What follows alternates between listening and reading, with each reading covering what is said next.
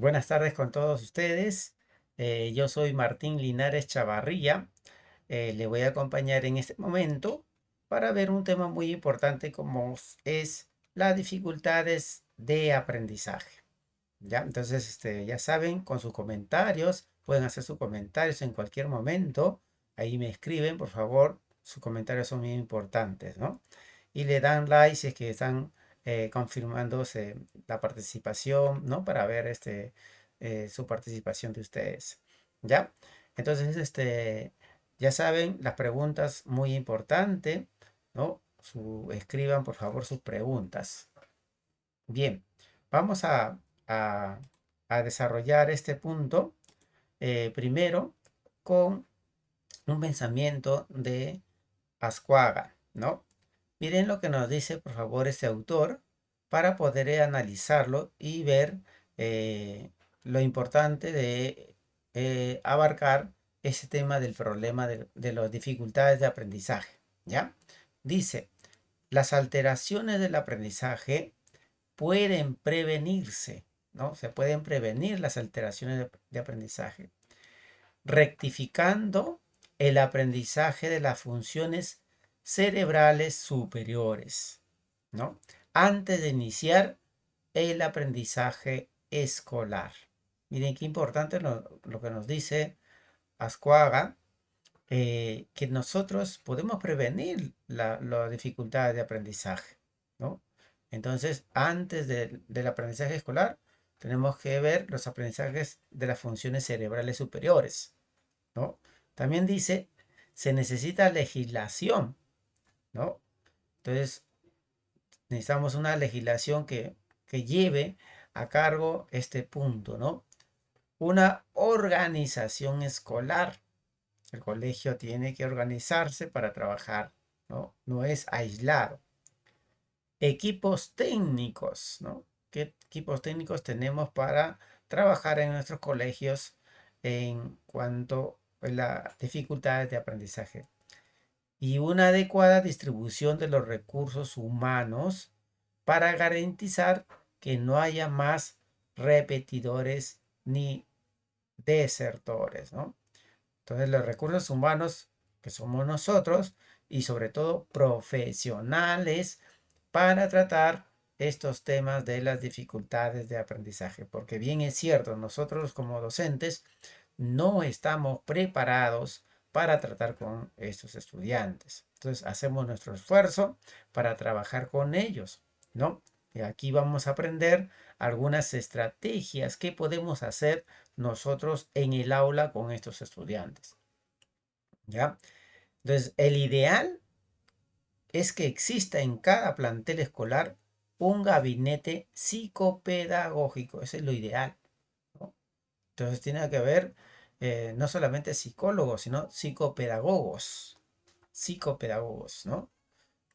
Que actúe diagnosticando y ayudando a restablecer la capacidad de aprendizaje de los niños tan pronto como se advierta la dificultad. ¿Se dan cuenta? Entonces, nosotros tenemos que trabajar conjuntamente con los psicopedagogos. ¿Se dan cuenta? No solamente psicólogos, sino psicopedagogos. ¿De acuerdo? Entonces, si somos directores, hagamos ese esfuerzo de que haya psicopedagogos en nuestro colegio, ¿no? Y si no lo somos, pues tratemos de conversar con los que llevan la dirección para poder hacer todo lo posible que haya psicopedagogos en el colegio, ¿no? El Estado nos da uno para todo el colegio, ¿no? Y algunos colegios no lo tienen, ¿no es cierto? Entonces ahí hay una dificultad. Entonces tenemos que tener en cuenta para que podamos trabajar con los estudiantes con dificultades de aprendizaje, ¿ya? Bien, entonces vamos a entender qué es la Sí, ya se siente también. psicopedagogía, ¿ya? Muy importante que tenemos que entender qué es la psicopedagogía. La psicopedagogía es una ciencia social y como ciencia se necesita investigación, ¿no? Es investigación. ¿Para qué? Para poder tratar de explicar los procesos de enseñanza y aprendizaje, ¿no? En diferentes puntos, no solamente con problemas de aprendizaje, se abarca la psicopedagogía, ¿no? Sino también que utiliza métodos científicos, ¿no? El diagnóstico, etcétera, ¿no? La investigación para investigar y ayudar a resolver problemas relacionados con la educación.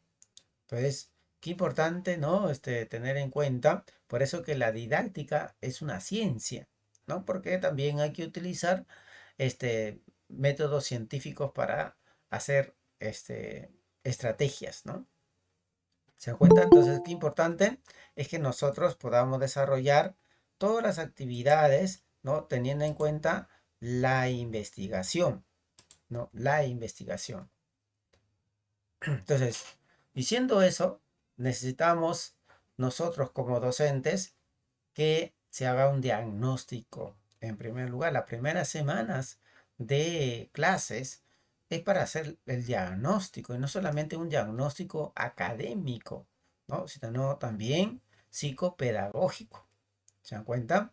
También psicopedagógico, emocional, ¿no? Conductual, etcétera, ¿no? ¿Se dan cuenta? Entonces, muy importante es tener métodos científicos para investigar, ¿no? En cuanto a la educación. Entonces, muy importante, pueden decir sus preguntas para que podamos tener en cuenta esto, ¿ya?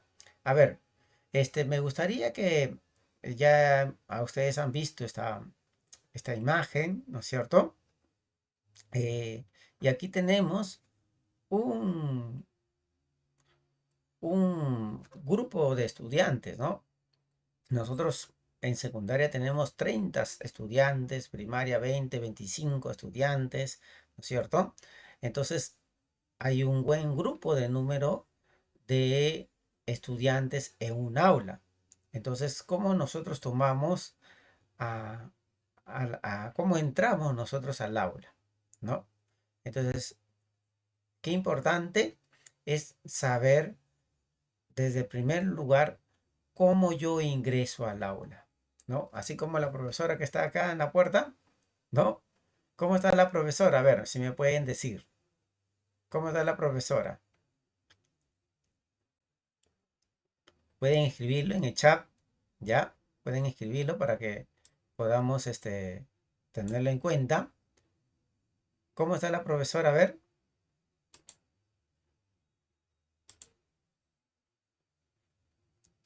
A ver si me escriben. ¿Cómo ven ustedes a la profesora? Está asombrada, ¿no? O está asustada, ¿no? Dice Rachel, ¿no? Gracias, Rachel, por tu comentario. Y es así, a veces nosotros eh, podemos llegar a un aula donde nos asombremos, ¿no? Uy, ¿qué pasa acá con estos niños, ¿no es cierto? Nos podemos asustar también, ¿no? Si es que no tenemos la experiencia todavía, recién estoy entrando y se dan cuenta cómo nosotros entramos al aula. Cuando tú ves, ¿no? Niños con dificultades de aprendizaje. Cómo tú tienes tu perspectiva en relacionarte con estos niños, con esos niños, ¿no? Qué importante es eso. Elga, alzaste la mano. Elga, ¿puedes participar? Alzaste la mano.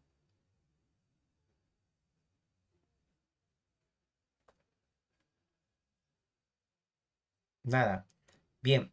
Entonces, qué importante es cómo yo observo al estudiante, ¿no? Entonces, como le había indicado anteriormente, que nosotros tenemos que hacer investigación, ¿no? Tenemos que saber con quién estoy yo trabajando, ¿no? Con quién estoy trabajando. Y es así que hago mi diagnóstico. Qué importante es hacer el diagnóstico para poder saber con qué estudiante estoy trabajando, con toda la diversidad que hay, ¿no? ¿Para qué? Para no caer en ese asombro, ¿no? A veces caemos en el asombro y decimos, uy, este salón puede ser lo peor o lo malo, ¿no es cierto? Entonces, estos niños ya no tienen solución, etcétera. Entonces, qué importante es cómo yo observo a los estudiantes, ¿ya? Entonces, es importante hacer nuestro diagnóstico, ¿no? Lo ideal es que un psicopedagogo haga el diagnóstico y nos los pase a nosotros, ¿no? Para que así podamos tener diferentes criterios para poder trabajar con ellos, ¿ya? Es importante eso. También el psicopedagogo nos puede dar a nosotros estrategias para poder trabajar con niños con dificultades de aprendizaje, ¿no? Para eso es la labor del psicopedagogo, ¿no? Pero nosotros sabemos nuestra realidad, no tenemos psicopedagogos, ¿no? Entonces, nosotros también podemos hacer un pequeño diagnóstico con los test de inteligencia, ¿no? O la observación a los estudiantes, ¿no? Si yo lo veo a un niño, por ejemplo, que está con la guitarra, ¿no? Bueno, con la regla y está haciendo el ademán de guitarra, ¿no es cierto? Entonces, yo puedo decir que ese niño tiene la inteligencia musical. Solamente tengo que canalizar su inteligencia. ¿Se dan cuenta? Si yo veo a un niño que está por mi pupitre, ¿no es cierto? Está hablando y yo puedo decir que acá hay un futuro docente, ¿no? Entonces yo tengo que canalizar su aprendizaje. ¿Se dan cuenta? ¿Cómo vemos nosotros entonces nuestro salón? ¿No? Todo parte de la perspectiva que vemos de nuestro salón, no como asustados, sino como un desafío para nosotros para trabajar con ellos. ¿De acuerdo? Entonces, vamos a ver algunas definiciones del aprendizaje. ¿Ya?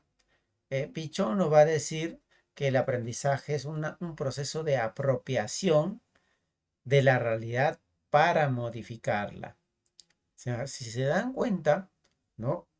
Eh, el aprendizaje se puede modificar, ¿no? Se puede, yo quiero apropiarla, ¿no es cierto? Y lo puedo modificar de acuerdo a la realidad que estoy viviendo, ¿no? Entonces, es ahí donde nosotros con dificultades de aprendizaje, por ejemplo, entonces puedo modificar esa dificultad, ¿no? Entonces, si yo saco una B, se puede modificar, ¿no? Gracias a la apropiación de la realidad y se modifica, ya el estudiante ya puede tener una A, ¿se dan cuenta? Entonces, nosotros podemos tenemos que partir desde la realidad y modificarla, ¿no? Es un proceso de comunicación. Entonces, es un proceso de comunicación, ¿no? Hay un emisor y un receptor. O sea, necesitan dos personas, ¿no? Donde uno enseña y el otro aprende. ¿Se dan cuenta? Entonces, es muy importante el proceso de comunicación que nosotros desarrollamos con los estudiantes con dificultades de aprendizaje. Entonces necesitamos enseñar, ¿no? Necesitamos comunicarnos con los estudiantes. Entonces, todo aprendizaje incluye un cambio. ¿Se da cuenta? Entonces, siempre hay algo nuevo que aprender, ¿no? Entonces, hoy en día, ¿no? Antes no se hablaba de inteligencia, ¿no? De inteligencias, ahora ya se habla de inteligencias múltiples, etcétera, ¿no? Antes no se hablaba de inteligencia artificial, ahora ya estamos con la inteligencia artificial, ¿no? Entonces, eh, se integran los nuevos conocimientos a lo que nosotros ya hemos aprendido, ¿no? Entonces, qué importante es esa apropiación, ¿no? De las cosas nuevas que vamos aprendiendo. Y los niños, los estudiantes, con dificultades de aprendizaje pueden apropiarse de nuevos conocimientos, ¿no? Solamente que necesitamos que alguien nos enseñe cómo realizarlo, ¿no? Y para eso estamos aquí, para ver algunas estrategias de cómo podemos abarcar nosotros en la forma que podamos, ¿no? A esos niños con dificultades de aprendizaje, ¿ya? Entonces, ¿qué es la dificultad de aprendizaje en su sigla DA? ¿Ya? A ver, eh, cuando hablamos de las dificultades de aprendizaje, estamos utilizando, ¿no? Para describir a diversos problemas de aprendizaje. Son diversos problemas de aprendizaje, ¿no? Entonces, pero estos problemas tienen que ver con eh, la manera en que el cerebro obtiene, utiliza, almacena y transmite información. ¿Se dan cuenta? Son problemas cognitivos, ¿no? Entonces son problemas cognitivos que tenemos que estar atentos, ¿no? Con los estudiantes que tienen dificultades de aprendizaje, ¿no? Por lo general, hay 15% de los niños tienen una dificultad de aprendizaje, ¿no? Imagínense, a ver, 30 estudiantes, ¿no? Un 15, casi el cuarto en un cuarto de aula, tienen problemas de dificultades de aprendizaje. ¿Se dan cuenta? Entonces, y eso todavía si es que no tenemos más estudiantes con dificultades de aprendizaje, ¿no? Entonces tenemos que detectarlos para ver cómo están utilizando el aprendizaje, cómo están almacenando el aprendizaje y también cómo están transmitiendo el aprendizaje. ¿Se dan cuenta? Entonces ahí hay dificultades que nosotros tenemos que trabajar para que podamos desarrollar nuestras, nuestras clases, ¿no? Entonces, eh, cuando tenemos dificultades de aprendizaje, vamos a entender las dificultades de aprendizaje en cuanto a la lectura, ¿no? Pues aquí en nuestro país, ¿no es cierto? Les cuesta leer a los estudiantes, ¿no es cierto? Entonces les cuesta leer. Es ahí que, porque hay dificultades ahí, ¿no? También otro problema ya está en las universidades, en los institutos, la escritura, ¿no? Entonces hay problemas de escritura. Entonces es muy importante que tenemos que tener en cuenta, saber detectarlas y cómo trabajarlas, ¿no? Dificultades de aprendizaje en el escucha, ¿no es cierto? En el habla, ¿no? Entonces, hay problemas que nosotros tenemos que detectarlas, como por ejemplo razonar y resolver problemas matemáticos, ¿no? Entonces, lo más común es la lectura, ¿no? Eso es lo más común de los estudiantes que tenemos dificultades en la lectura, ¿ya? Nosotros vamos a ver cada uno de estos tipos, ¿no? Para poder trabajar y así tener en cuenta todo nuestro trabajo, ¿de acuerdo? Ahora, hay diferentes tipos de dificultades de aprendizaje, ¿no? Por ejemplo, tenemos la discalculia. Entonces, es ahí donde los estudiantes tienen dificultades con los cálculos lógicos, ¿no? El contar, etcétera. La disgrafía, donde hay una dificultad, eh, em, por ejemplo, de la escritura, ¿no? Para escribir. La disfasia, dificultad para hablar. La disortografía, la dificultad para tener en cuenta la ortografía, ¿no? La dislexia, dificultad para leer. La dispraxia, ¿no? Les cuesta dibujar, trazar, etcétera, ¿no? Entonces, hay diferentes dificultades de aprendizaje, ¿no? Que tenemos que tener en cuenta. El TDAH, por ejemplo, también.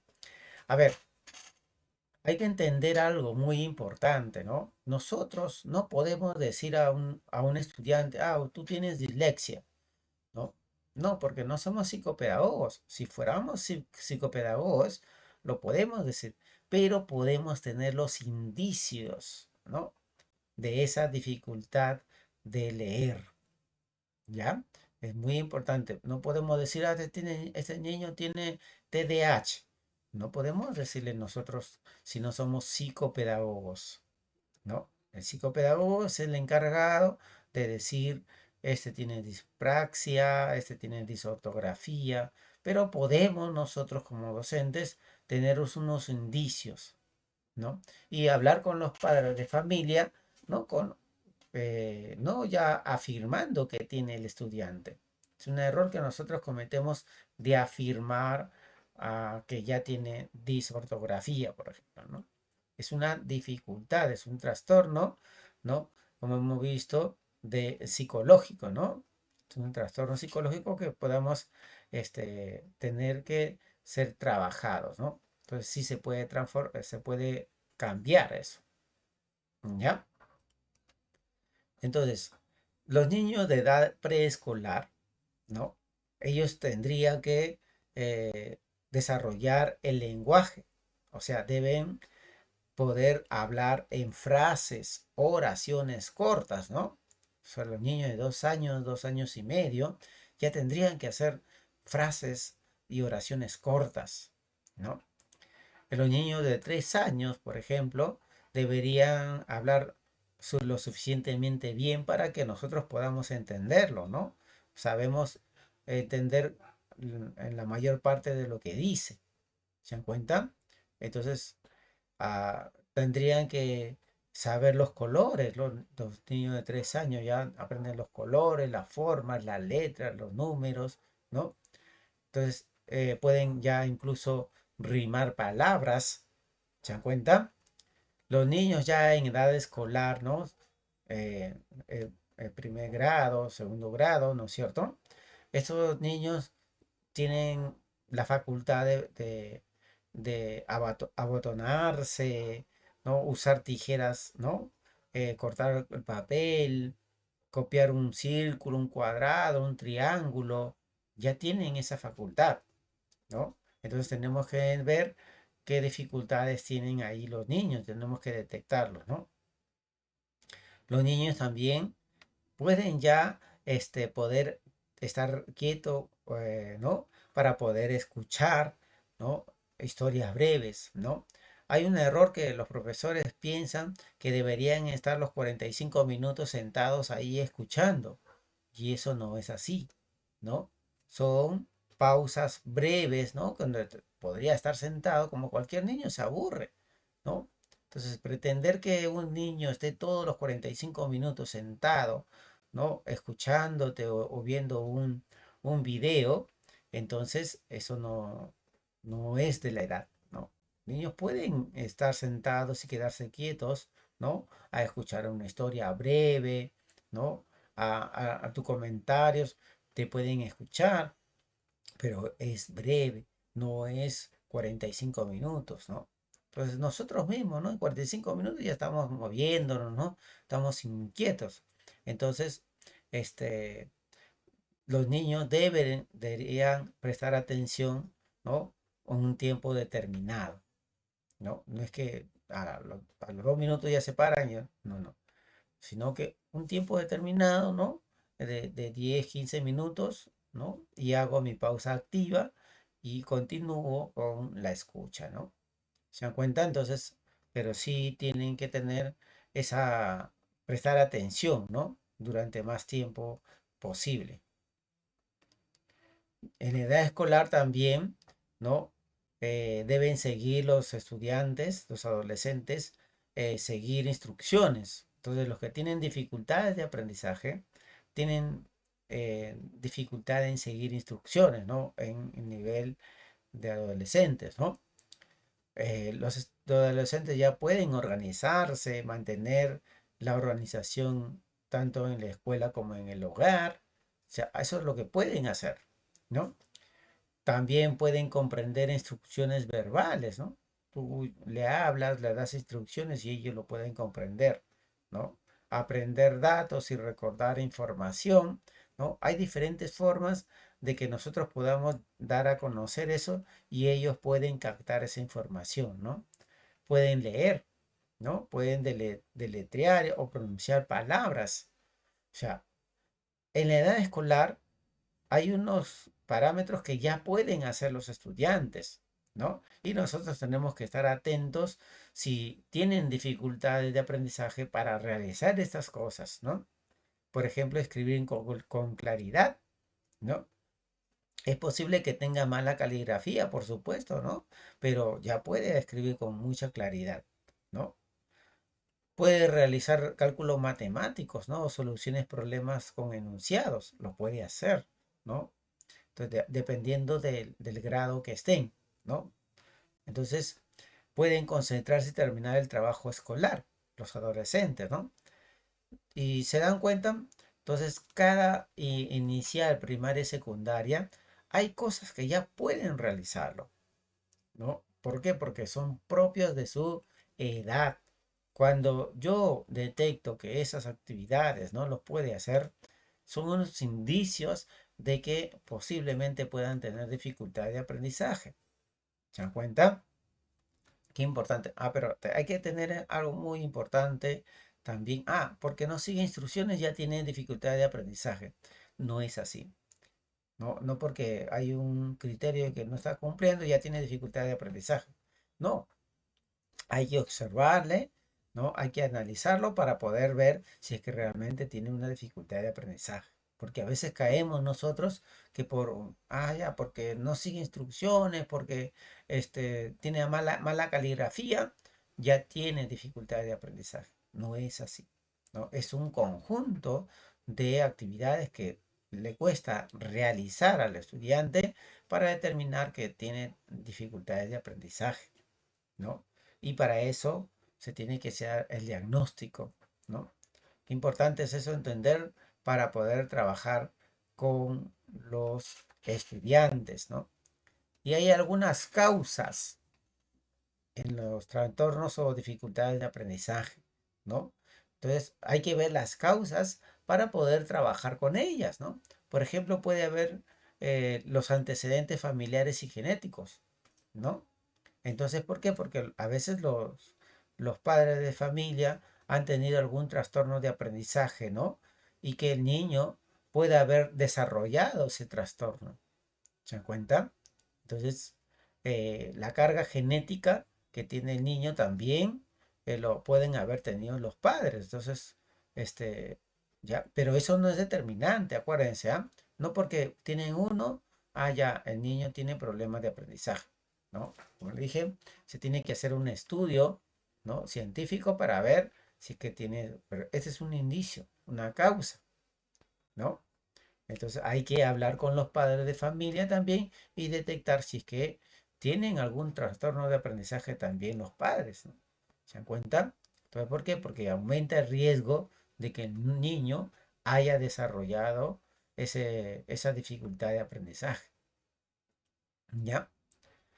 Otro punto también es el riesgo prenatales y neonatales, ¿no?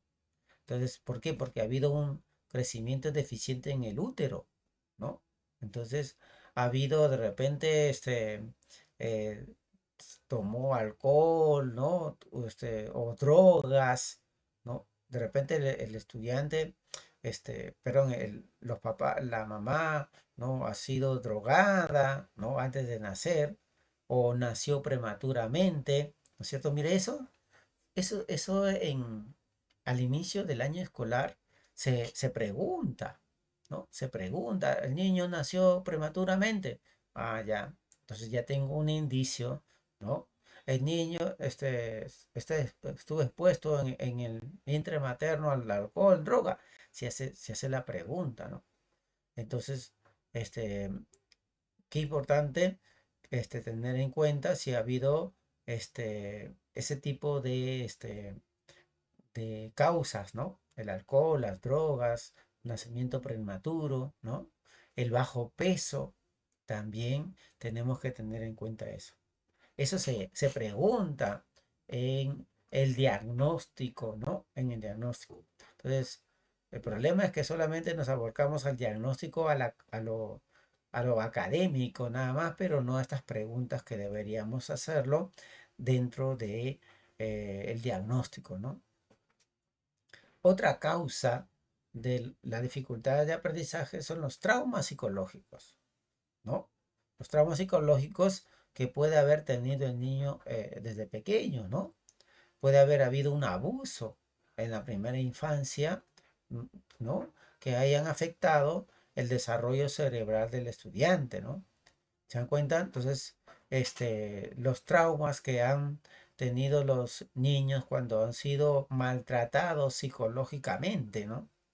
¿Se dan cuenta? O los golpes que hayan recibido, también psicológicamente le afecta, ¿no? Entonces, qué importante hacer las preguntas también ahí, ¿no?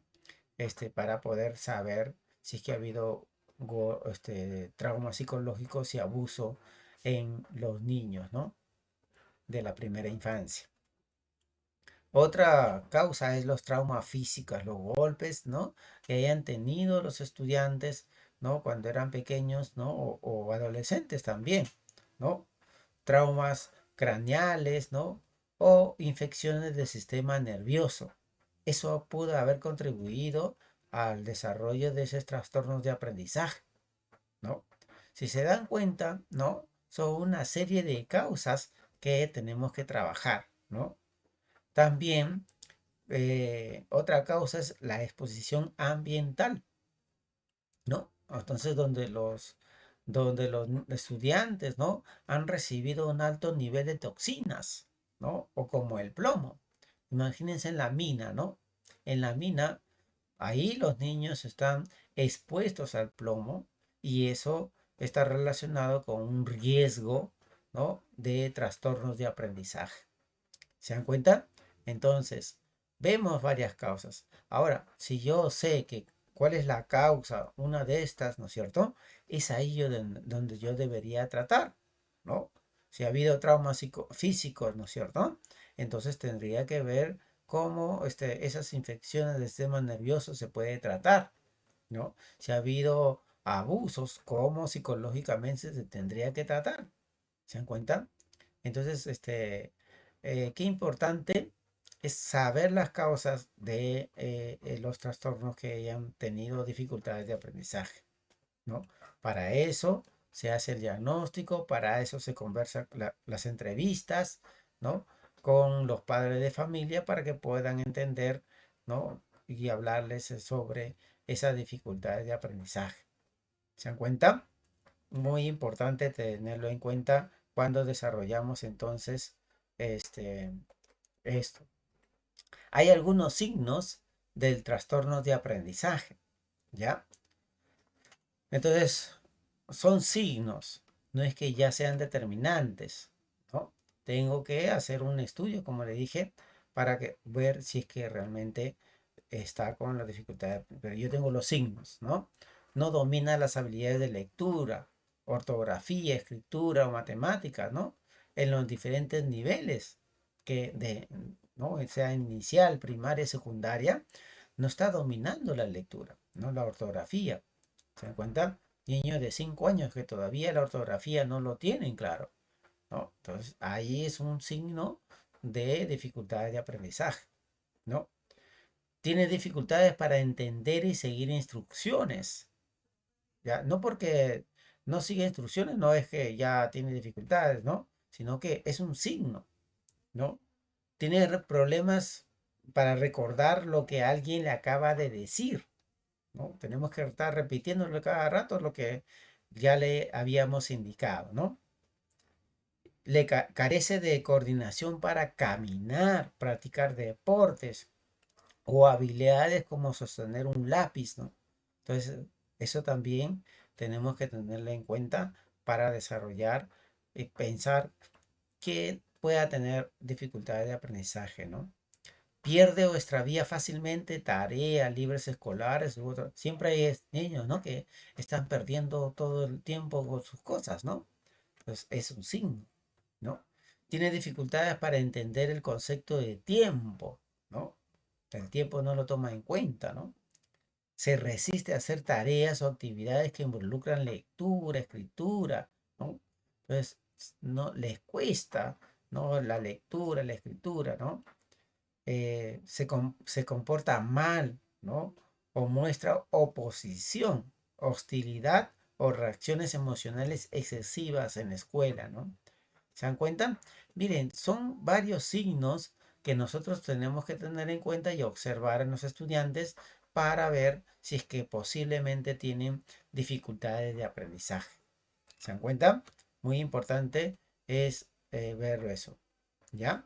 Entonces, hasta aquí sus preguntas, sus comentarios. Qué importante tener en cuenta eso. ¿Ya?